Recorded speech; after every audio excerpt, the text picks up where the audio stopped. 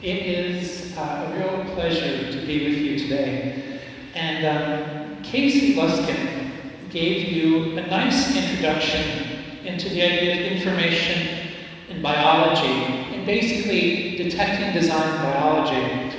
And I'm going to take that basic message to the next level. And I'm going to talk about the next great revolution that's taking place in science, which I would call the engineering revolution in biology. Because what you're about to see is that you don't simply see generic design in nature and biology, but you see the same engineering principles and patterns that human engineers use applied to life. But to talk about this revolution, I first have to talk about where we've been, and talk about the evolutionary theory, and talk about why that theory is in the state of collapse. And then I'll talk about how engineering shows a much better way to understand life. Now, what's important to realize is the debate about design in nature goes back to about 500 BC, because you have the ancient Greek philosophers who debated this question. You have people like Democritus, who believed that everything you see in nature is simply a product of matter, time, chance, and even a primitive form of natural selection. So you may think you see design in life, but it's simply an illusion. It's simply because atoms bounced around long enough until something that looks designed appeared. And of course, they were in debates against people like Plato, Aristotle, Socrates, who believed that you see a mind behind life and everything we see in the universe. So this is just sort of a depiction of the beliefs of Democritus, which is this idea of atoms that interact, that form everything we see, from rocks to philosophers that think about rocks. And here's a picture of the idea of a mind, where a mind conceived the pattern of, let's say, an elephant, and then that mind shaped matter to that final form. That's the difference. And what happened is, during the Middle Ages, the idea of design became more and more dominant. But what happened is, with the rise of modern science, with the Enlightenment, the age of quote-unquote reason, the pendulum shifted very, very far back to the idea that everything is a product of chance, time, and natural processes. And of course, Charles Darwin, with this theory of evolution, basically removed the idea of design from biology. He said the appearance of design in life is not real, it's just natural processes. And the basic idea of his theory is that you have a process called natural selection. And the idea is that in any given population, you have many different individuals. Like in this case, you have mice. Some mice are darker, some mice are lighter. That's called variation, or differences between individuals in the population. And some features, some traits are better than others.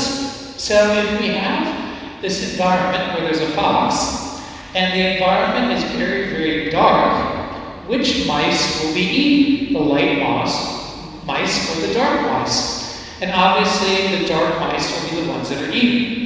And then what happens, the light mice will be the ones that are eaten. So over time, the mice grow darker and darker. So the idea is that nature selected the dark mice to survive. And the idea is that small changes can accumulate over long periods of time. So a mouse doesn't just become dark, but it could become something like an elephant. That's the idea of natural selection. So again, the idea is that there's not a human designer that designs, but nature selects, nature informs, nature molds. And of course, another observation is that Darwin noticed that when he was on the Galapagos Islands, that he saw many different finches. Some finches, which are birds, were larger, some were smaller, some were darker, some were lighter, and some had thicker beaks. And he said they look so similar, they probably all evolved from a common ancestor. So again, when you see similarities in nature, those similarities are because of common ancestry. And he extrapolated that to what's called the tree of life. And the idea is that you have a cell that formed a long time ago. It became more complex, and then the cell branched, where one branch would be like animals, another branch would be like plants, another branch would be like fungi. And then that branch broke into smaller branches. So let's say one branch were the vertebrates, that broke into fish, amphibians, reptiles, birds, and ultimately mammals. And then the mammal branch broke into smaller branches, which would be all the mammals we see today, including humans. So that's basically Darwin's model. And it was a huge revolution, not just scientifically, but philosophically. Because people before said we see such clear evidence of design in life, it must point to a designer. But this is what Francisco Ayala said. He said it was Darwin's greatest accomplishment to show that the directive organization of living beings can be explained as the result of a natural process. Natural selection without any need to resort to a creator or other external agent.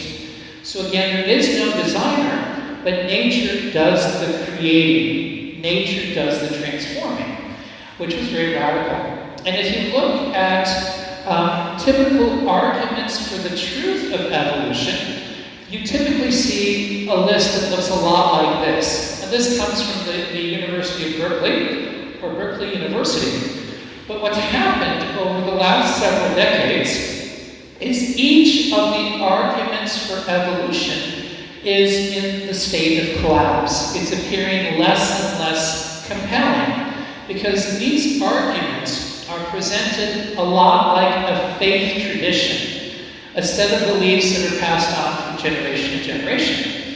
But each of these arguments is increasingly based on circular reasoning and cherry-picking data. You're just looking at the data that supports your model, but you're ignoring massive amounts of data that contradicts it. So I'm going to quickly go through and explain why each of these arguments is collapsing. So the first argument is the idea that when you look at nature, you see evidence of this tree, you see evidence of these branches. And a classic example is this image. It's the picture of a creature that's very ape-like, which is growing more human-like over time. So it's a picture of this gradual change of an ape-like creature to a human-like creature. But this simple picture is not accurate. In fact, Casey Luskin has a beautiful talk about that. I won't go into it, but he has literature that we would be happy to give you about those details. I will look at other examples. Now, what's happened is this simple view that the fossil record shows gradual changes over time, where one organism, like a fish, gradually becomes an amphibian, has been shown to be inaccurate. And the most dramatic example is what's called the Cambrian explosion. It's called evolution's Big Bang. Because what you see at a certain point in the past is the sudden appearance of radically different animals in geological instances. So every time you see the first representative of some new animal, like a trilobite or a fish, or something like a squid, it appears suddenly, and then in general the pattern shows that a species does not change with time. What happens is evolutionists point to a few examples that they argue suggest common ancestry, but they represent statistical artifacts, which is what I'm about to argue.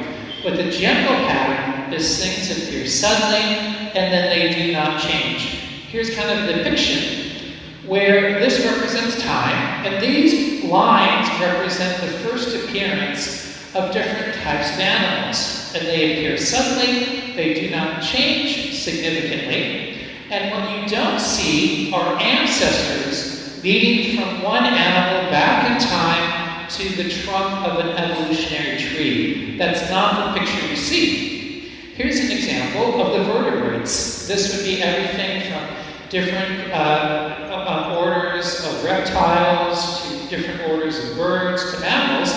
And these dotted lines show you ancestors, transitional creatures, that are believed to have evolved from the common ancestor to all vertebrates. This would be the evolution taking place. The problem is those dotted lines don't actually exist. They do not correspond to real organisms. The real data shows things appear suddenly and does not change. Now, occasionally, what happens is you do see animals that kind of look like a sequence. This is called the whale series. You have a land animal that's believed to slowly evolve into a fully aquatic mammal, like a whale or a dolphin. And this series is presented as evidence for evolution. The problem is there are millions and millions and millions of species which have thousands of traits. So the fact that occasionally a series can be identified is simply an accident. It's a statistical artifact. The overarching data shows the opposite, that things appear and don't change. Now let me use an illustration to help make my point more clear. Imagine that humans have left the Earth. We've decided to go to Alpha Centauri or some other planet, and what's left is a lot of trash. Like, anyone seen the movie WALL-E? That's kind of a good picture of the movie WALL-E. And what happens is, imagine an alien comes to Earth, and they look at this giant trash heap, and they find lots of artifacts which are from human constructions, like you have transportation vehicles, you've got appliances. And our aliens assume that in the past there were automated factories, and these automated factories created everything that you see in that trash heap. And these automated factories would mutate and change with time. Perhaps there was some idea of a natural selection. And what they notice is that you have this beautiful linear series. You've got a unicycle, a bicycle, a motorcycle, a car, and then a bus. And our aliens say, isn't that indisputable evidence for evolution? Clearly, the unicycle slowly evolved into the bus. But obviously that makes no sense, because there's so many human constructions with lots of different features. Just by chance, some are going to form into a linear progression. So what's happened is top-level evolutionary biologists have recognized that the general pattern of the fossil record, which is the history of extinct organisms, is that things appear suddenly and they don't change significantly. A famous person is Eugene Koonin, who has a beautiful article about this. So that piece of evidence is not doing so well, it's completely collapsed. So there are other arguments that evolutionists use. They say, well, maybe we don't actually see the branches of the tree of life. Maybe we don't generally see one organism changed to another. But we can still infer an evolutionary tree. And how do they do that? Well, they argue that animals fall into what's called a nested hierarchy. So for instance, you've got vertebrates, and invertebrates, that's the top, like a high level in that hierarchy. In vertebrates, you've got warm-blooded organisms and cold-blooded organisms. So that's a lower level of that nested hierarchy. And here's an even clearer picture.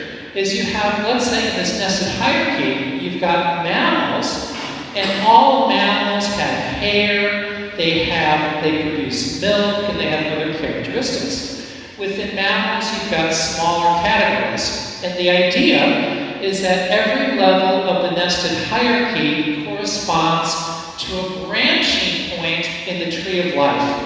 So the first vertebrate was a creature that had the basic characteristics of vertebrates, which would be like a vertebrae. And then every branch from that point carried the vertebrae through each of the organisms. That's why all vertebrates have vertebrae. So one of the branches of the vertebrae is mammals, and the ancestor of mammals had all the mammal features which carried through the different mammals. So this nested hierarchy of traits is believed to imply an evolutionary tree. Well, again, does that make sense? And it does not for this reason. Let's go back to our aliens. And what they did is they said, we assume all of these entities evolved from a common ancestor. And what happens is this is where the first transportation vehicle with 4 wheels evolved, and then it evolved into cars and buses. And a lower branching point is, again, part of the nested hierarchy, and that's where motors evolved. So the motors evolved and turned into motorcycles, cars, and buses. And of course, this is the first ground transportation vehicle. So here's a nice evolutionary tree that links all these together based on their similarities. Well, you can imagine that the ground transportation vehicles share a common ancestor with all transportation vehicles. And perhaps here you've got the common ancestor for everything with something that spins. So here you've got something like a beanie with a propeller and a blender with a blade that spins. So again, the common ancestor of all of these is something that had something that spin. Now, obviously that makes no sense, because you can always create a tree out of a bunch of random objects. It's a meaningless argument. But here's an even worse problem. In this particular reconstruction by, let's say, Alien 1, let's say Zibabu, the alien, said that the bus and the car are very closely related because they both have 4 wheels. So that's the common ancestor. But another alien might say that the bus and the plane are closely related because they have rows of seats for lots of passengers. So one alien thought the rows of seats was the most important trait, which identified a common ancestor, while another alien thought it was the 4 wheels. Because here's the problem. You can create a crude hierarchy in a tree with any random sets of objects. But with human-designed objects, you have modules or entities that are used in very different structures. Like, for instance, you have a car which might have a 2-way radio because it's a police car. So most cars don't have 2-way radios, but a police car does. In the same way, a plane has a 2-way radio. So an engineer, a mind, can use the same features in multiple different objects to meet common goals. So you can't actually create a consistent tree because the similarities don't fit. The exact same thing is true of life. Because what biologists have found is they had tried to create these trees based on similarities, but every tree they create, there's lots and lots of similarities that don't fit. So for instance, human vertebrates have eyes that look very, very similar to the eyes of an octopus. But that's not because humans and an octopus had multi-legged ancestors. So evolutionists have to say it evolved independently. That's called convergence. The problem is there's so many examples where things don't fit, the assumption that similarities imply common ancestry cannot be supported. A much better explanation is similarities are due to a common mind that created everything in life.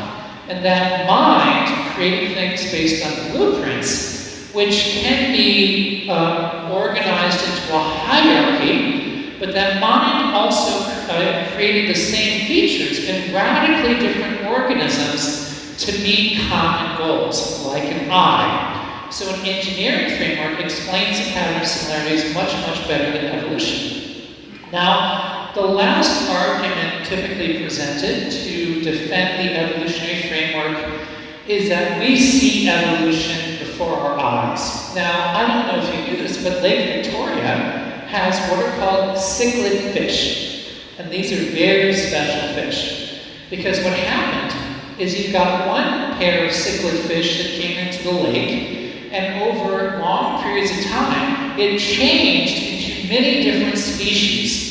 Some of the cichlids are brighter, some are darker, some are larger, some are smaller.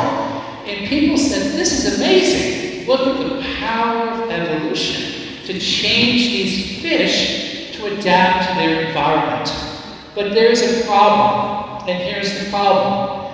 If you look at the fish in, let's say, Lake Malawi, and the fish in Lake Tanganyika, I apologize for my pronunciation, you see the same features appear independently over and over again. So what you find with these fish is a cichlid can change a small amount, but a cichlid always remains a cichlid. It always hits a wall where change is no longer possible. So you could look at the fish in a lake that's been there for millions of years, or for thousands of years, and you'll see the same changes, and they're always very, very limited. And that's true with all species. Every bit of empirical evidence, all the data, point to the fact that evolutionary processes are always limited. They can modify an existing trait, like make a jaw larger or smaller, but they cannot fundamentally alter an organism. That's what the data shows. That's key. So again, the last bit of evidence is in collapse. It's not terribly compelling. In fact, the situation is so problematic that there was a conference that was hosted in the United Kingdom at the Royal Society in London, and that's one of the most prestigious scientific organizations in the world. And they brought together leading theorists on evolutionary theory, and they recognized, and this is one of the leaders, Gerd Mueller, and they realized that the standard evolutionary model, neo-Darwinism, Darwinism, whatever you wish to call it, cannot explain anything significant. In the opening talk, this professor, who's extremely respected, said that you can explain small changes, like let's say a finch beak growing thicker or thinner with an evolutionary framework, the standard model, but you cannot explain large-scale change. So the conference was dedicated to coming up with new theories, new mechanisms, new explanations. I attended that conference, and what is so striking is not one piece of evidence was presented that any mechanism could explain the creation of anything fundamentally new, the radical transformation of one organism into another, the ability to mimic the abilities of a talented engineer. The situation is kind of like you're an astronomer. You study the stars, and you look at, let's say, the Earth go around the sun, and you find out that gravity stops working after 100,000 kilometers. Well, that would throw the whole field of astronomy into absolute chaos. That's kind of where evolutionary biology is. It's problematic. But the situation is even more significant. Because what's happened is engineers have started to work with biologists to a greater and greater extent. And it has transformed biology in many ways. It's kind of like if you've got a group of accountants talking about the global economic policy of Argentina. Now, accountants might have some idea what they're talking about, but imagine they're joined by professors of global economics. The nature of the conversation would completely change, and that's what's happened with engineers looking at biology in more detail. And I'm going to talk about what that looks like. Because this collaboration has resulted, as well as other research, in the fundamental assumptions that many biologists have had of changing to design-based assumptions. Like one of the primary assumptions, if you believe life is simply a product of undirected processes, we're just an accident of evolution, is that life should look badly designed. That's an evolutionary assumption. And one of the best books that talks about this is Human Errors, a panorama of our glitches from pointless bones to broken genes by Nathan Lentz. And what he said, and I'm going to quote in length because it's just too irresistible, we have retinas that face backward, the stump of a tail, and way too many bones in our wrists. We have nerves that take bizarre paths, muscles that attach to nothing, but lymph nodes that do more harm than good. Our genomes are filled with genes that don't work, chromosomes that break, and viral carcasses from past infections. The third category features those human defects that are due to nothing more than the limits of evolution. All species are stuck with the bodies they have, and they can advance only through the tiniest changes, which occur randomly and rarely. We inherited structures that are horrendously inefficient, but impossible to change. This is why our throats convey both food and air through the same tiny space, and why our ankles have 7 pointless bones sloshing around. I guess it's like a maraca. If you switch, shake your ankle and you kind of have that sloshiness. Fixing either of these poor designs would require much more than one at a time mutations could ever accomplish.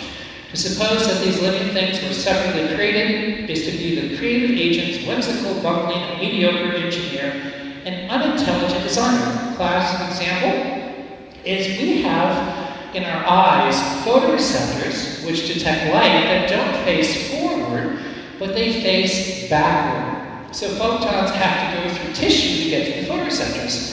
And Nathan Lentz and others said that is a really bad design. No engineer would do that. Another example is the panda's thumb. The panda's thumb, it's interesting because it's actually a wrist bone that acts like an auxiliary digit, so it's not a real thumb. And people have said it's just a weird design, no one would do that. And of course, this idea that evolution produces suboptimal, clumsy design is not just an intuition, but it's a very clear conclusion based on modeling. This is a great paper from the journal Complexity. It's called Suboptimality and Complexity in Evolution. And what the researchers show is any evolutionary process that increases complexity, that makes things more complex, must produce lots of junk DNA and suboptimal structures. This is inevitability. Now, another related assumption is that life should look like Rube Goldberg machines. Now, what's a Rube Goldberg machine? Well, it's a complex machine produced with parts that weren't originally designed to work with the machine. So here's a machine that will wipe your face with a napkin. It consists of a cord to a spoon, a parrot with a cracker, a clock, a rocket, and a lighter. None of these devices was designed with the purpose of being part of this ridiculous contraption. It's sort of a comically inefficient, clumsy device. But that's what life should look like based on an evolutionary framework. Because the idea of evolution is there's no planning, no design. So you have proteins or structures or bones that appear randomly, and they just randomly kind of come together to produce something more complex, but there was no design, there was no intention, so it should be clumsy and suboptimal. That was a clear prediction.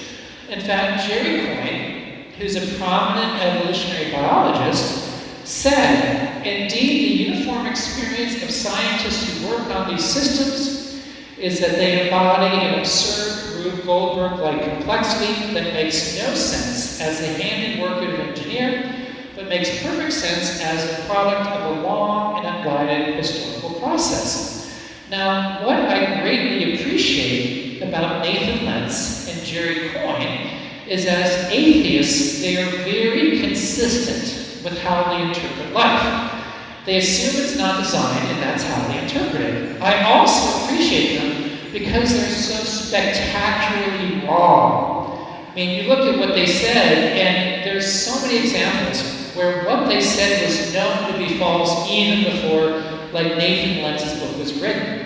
And what we see is as engineers work with biologists, and as people look at these systems more in detail, what they once thought was suboptimal, what they once thought was non-functional, like the appendix, they found is actually optimally designed, is designed the best it can be designed, and it shows a clear evidence of planning and foresight. So this assumption of suboptimality in core design is going towards a design-based assumption because of the evidence. Now also, let me give you a few examples. Remember I talked about the photoreceptors of the eyes? The problem is, if the photoreceptors faced forward, they would burn out. Because photoreceptors have little discs which detect photons, but they burn out because they're such high energy structures. So the discs burn out. So the reason the photoreceptors face backward is they embed into tissue, and there's a complex biological process that sheds off the discs, and allows the photoreceptors to rejuvenate themselves. In addition, there's exchanges between the tissues that regenerate the molecules that are necessary for vision. So also what's amazing is there are actually cells, Mueller cells, that act like fiber optic cables.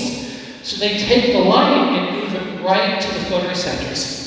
So this is not badly designed, it's optimally designed, it's a genius design. It cannot be made any better. Also, I mentioned the ankle-foot complex. Remember those 7 pointless bones that Nathan Lentz talked about? Well, one of the top engineers in the United Kingdom is named Stuart Burgess. He studied the ankle-foot complex, and what he realized is that there are many things ankles have to do. They have to walk, they have to run, they have to squat. You have to be able to twist it as you go over difficult terrain. You've got to have strength, you've got to have flexibility, you've got to have agility. What he found is that the ankle-foot complex is ideally designed to accomplish all of the goals it was intended to accomplish. And this is a consistent pattern that we see over and over and over. And one of the most dramatic examples is the ENCODE project. Because if you talk to biologists back in the 1980s, they would tell you that 97% of DNA in humans is non-functional. It's junk. It's simply a product of evolution. They believe that because that's what evolution predicts. That's what must be true based on the evolutionary framework, that much of DNA should be non-functional. But the ENCODE project showed that that is not the case. They showed that at least 80% was functional, and every year, what people thought was non-functional, people are now shown to be a functional and even essential. So many have said the whole idea of junk DNA is a myth. Let us assume it's functional and look for its function. That's a classic example. And remember I told you about how Jerry Coyne said that life looks like a Rube Goldberg machine? Well, as engineers have studied biology, they realize the truth is the exact opposite. This is a beautiful book. It's System Modeling in Cellular Biology. It was put out by MIT, no bias. But here's a quote. They say an often noted reservation against the type of analogies between biological and engineered systems we brought forward states that these two types of complex systems arise in fundamentally different ways, namely through evolution versus purpose-driven top-down design. So what they say is life does not look like a Rube Goldberg machine, but like human engineering. Now, what does top-down design mean? Any of you engineers in here? Yeah, if you were to design, let's say, a car, you plan the car in advance. You look at the top level of the organizational hierarchy. I need passenger compartment. I need an engine. I need a transmission system. I need a steering system. And then what you do is you design every system to work perfectly with every other system in symphonic harmony to optimize the performance of the car. There's clear evidence of a mind that plans everything in advance. That's what you see in life. In fact, what's amazing is I mentioned you see the very same design logic we use. Same book, it says from engineering it is known that feedback control plus feed-forward control enabled by fast and possible remote advanced warning sensing is the most powerful mechanism for providing robustness to fluctuations in the environment and the component parts. The heat shock response in E. coli appears to employ exactly the same principles. So the same principles we use in human engineering, the same patterns, the same motifs, the same logic is what we see in life, but life does it better, more efficiently, more cleverly, more complexity. So again, you're seeing this picture of engineering in life. I helped to host a conference this year and 2 years ago. It's a biannual conference, and we brought together engineers, medical doctors, biologists, computer scientists, and other researchers to talk about how can we advance the field of biology by showing in even more detail how engineering principles apply to life. And that's led to many different projects. I just want to show you one of the projects. What I told you before is the evolutionary framework assumes that you have some creature. It has random mutations which give more variation. The natural selection can turn one organism very slowly into something very, very different. Well, that is not a good model because it doesn't fit the data. A better model is to realize that biological systems, animals, plants, are designed based on a design logic. And much of that design logic is not meant to change. It doesn't fundamentally change.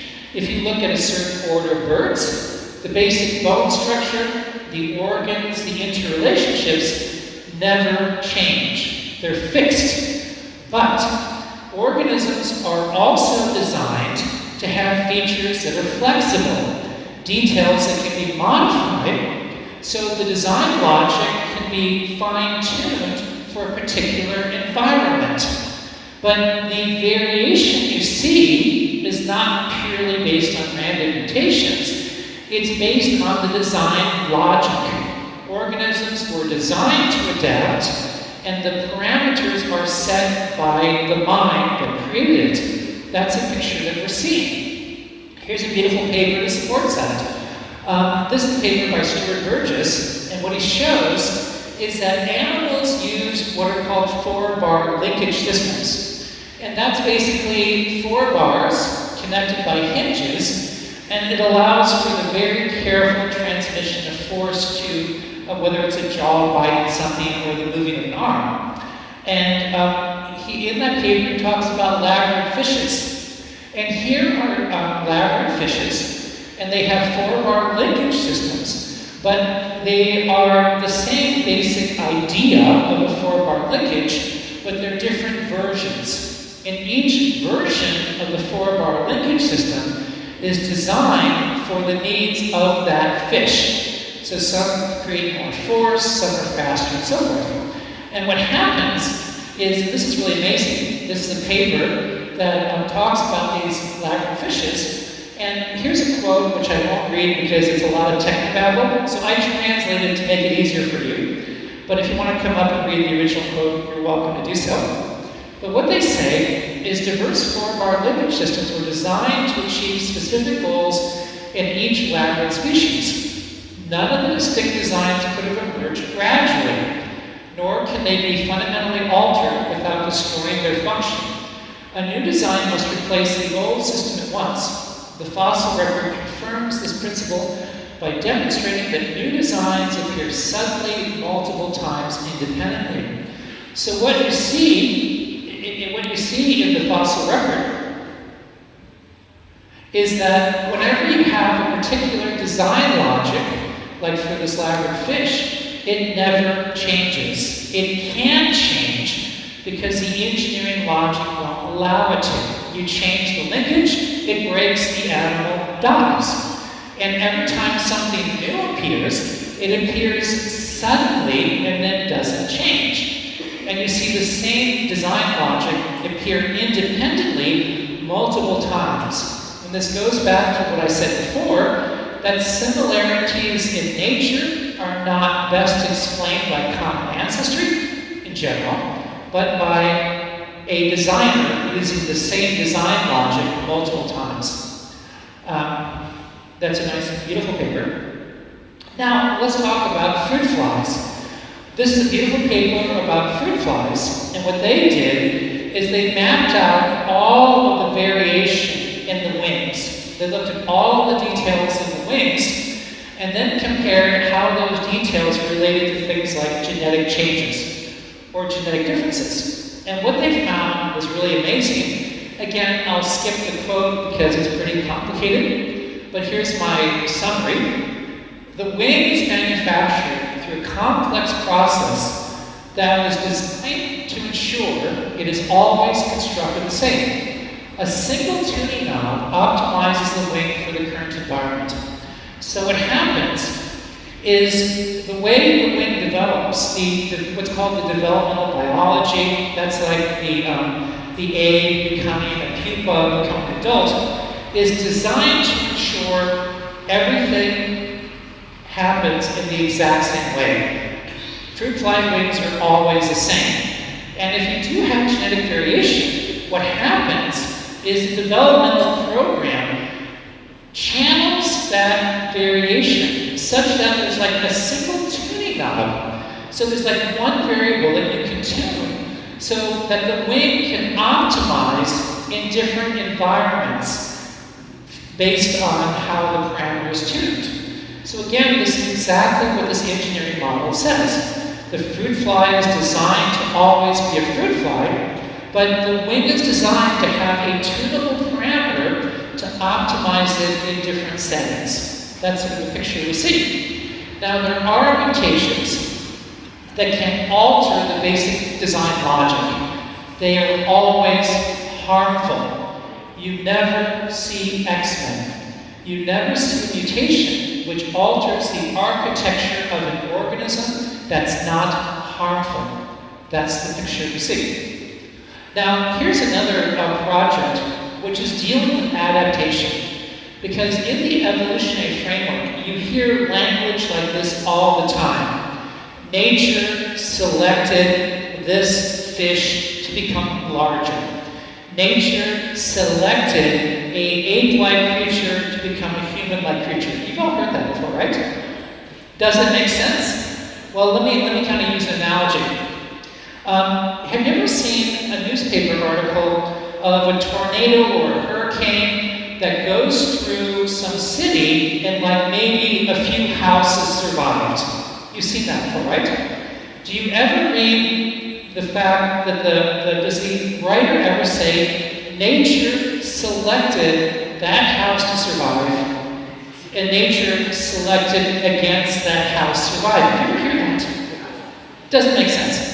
Because what matters is not, nature just represents the temperature, the pressure. Nature doesn't do anything creative, it just exists. Organisms are designed to respond to nature. If they're designed well for that environment, they survive. If their design is not optimized for that environment, they die. It's not nature, it's the organism that matters. And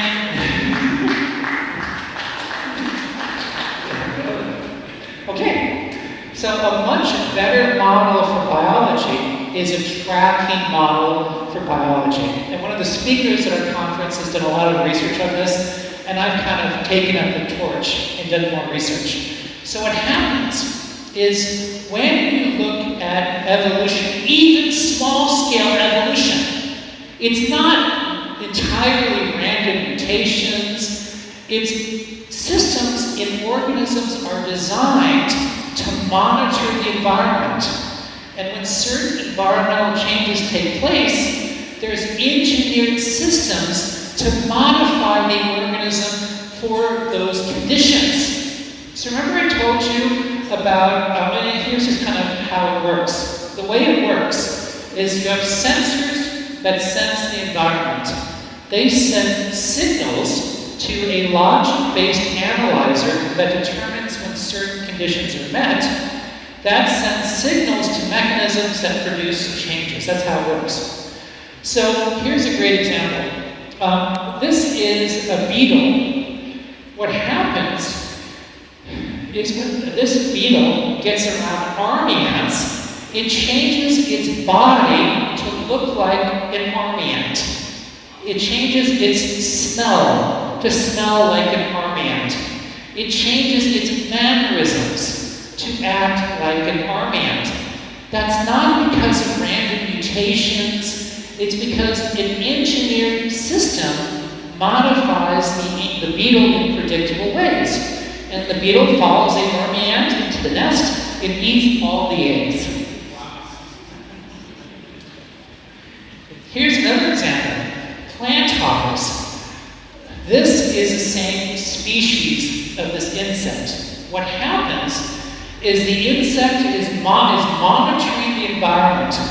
And if there is lots of food and few competitors, the young have very small wings. The muscles are not developed because it wants to use its energy for producing lots of offspring. But if it senses not enough food or lots of predators, the young produce fully developed wings with fully developed muscles so they can then fly to a new area with new food.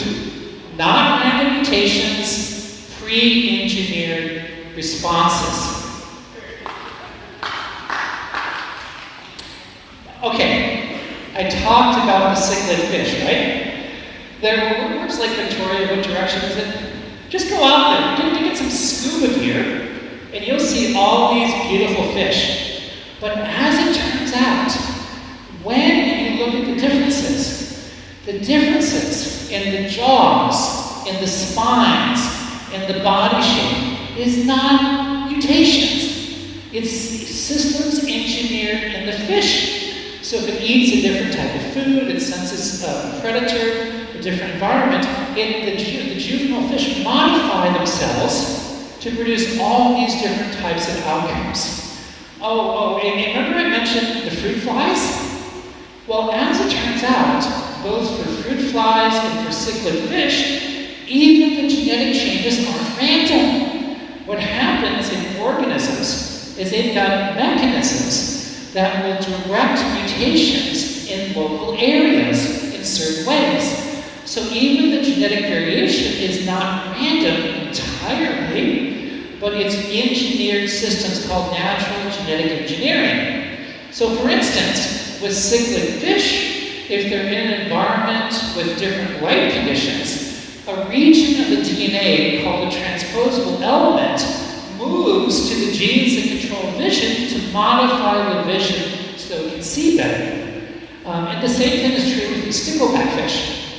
Here's another model organism. The stickleback will change the spine's number, the body shape, coloration based on the environment.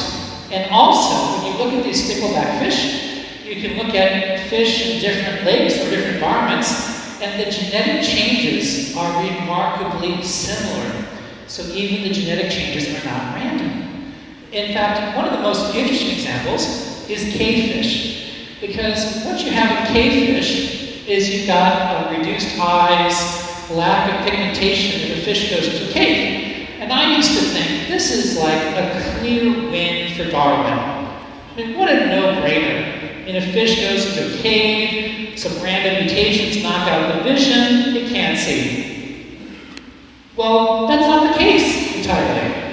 As it turns out, there's evidence that the eggs will monitor the environment, and if you have, let's say, a conductivity of the water that's like a cave, it sends a signal in development to shut down eye production to give more room for the other senses. It shuts down the production of pigment because that wastes energy. You take a cichlid fish, you put it back in the light, the color comes back. Not random mutations, pre-engineered systems. We also have a project where we've got systems engineers that are looking at biological systems. Here's a really nice book. It's by Steve Loffman, who's a systems engineer, Howard Glicksman, who's a medical doctor. It's called Your Design Body. And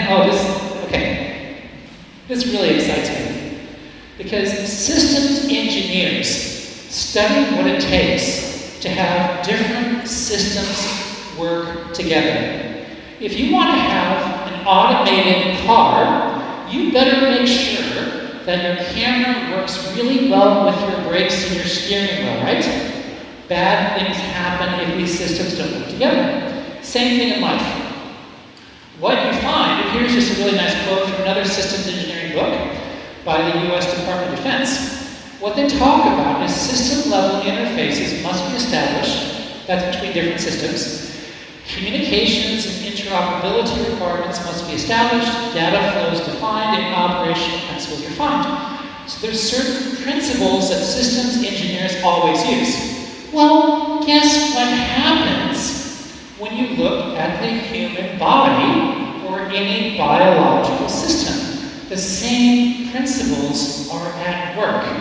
Systems engineers, when they study life, literally, they can think the designer's thoughts after him. They can perceive what the designer was thinking and doing based on the system. Here's one of my favorite examples. Hearing. What you've got is an eardrum which detects sound. That eardrum connects, that eardrum connects to 3 small bones. And those 3 small bones in the inner ear act like a double-hinged lever arm. And what they do is they connect to the cochlea, and the cochlea converts the vibrations to sound waves in the liquid that then cause hair cells to vibrate. There's a problem. If you're an engineer, you know there's a problem.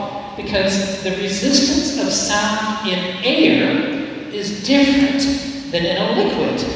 So if you just directly connected the eardrum to the cochlea, you wouldn't have matched the impedance. So all the sound would bounce off. So what happens is these 3 little bones have the perfect lever arm. They have the perfect area to match the impedance. So all the energy goes from the air sound right into the cochlea. Now, systems engineers aren't only considered in interfaces, but adaptation. This is amazing. Because in your cochlea, you have hair cells, but there's complex mechanisms that cause your hair cells to adapt to sound. So if you hear the same sound all the time, like that can interfere with your hearing, right? But the hair cells adapt so they don't respond as strongly to the sound, so other sounds are more easily heard. Brilliant engineering. You've got risk management. Any good engineer knows you've got to have risk management. That's why we have emergency brakes. So what happens is if the sound is too loud, it will damage your hearing system. So there's little muscles that attach to the bones. So if the volume is too high, there's a neural feedback loop which activates the muscles to prevent the sound from going into your cochlea. Risk management to the supreme. signal transmission and signal processing. Oh, this is one of my favorites. You're going to love this.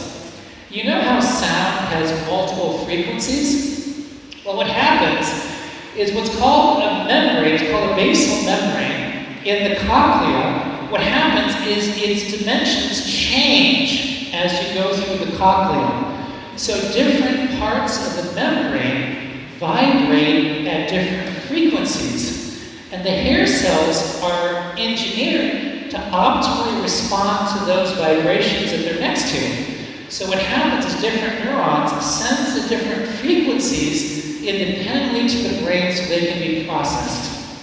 So again, what you find is everything a systems engineer thinks about, you see implemented in our bodies exactly how we would do it unless it does it better, which is often the case.